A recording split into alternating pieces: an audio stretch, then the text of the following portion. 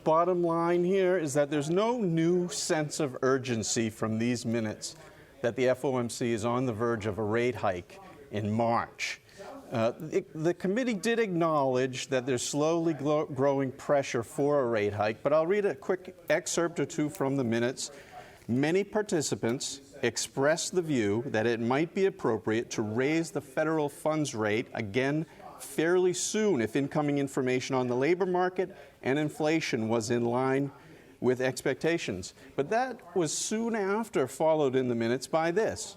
Many members continued to see only a modest risk of a scenario in which the unemployment rate would substantially undershoot its longer-run normal level and inflation pressures would increase significantly.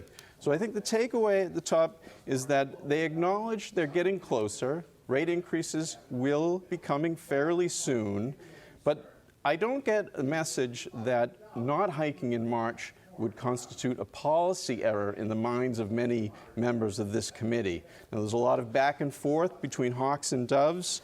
Consumer spending acknowledged is still very strong and expected to be quite strong in 2017. The jobs market quite healthy. Shortages developing in more areas of the labor market.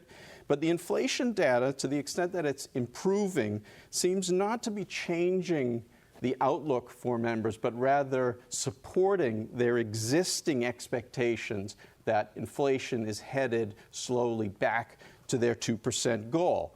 There are upside risks acknowledged here, namely in expansionary fiscal policy possibly being on the horizon, downside risks, namely the possibility of further strengthening in the dollar and still the Fed fund rate's proximity to the zero lower bound.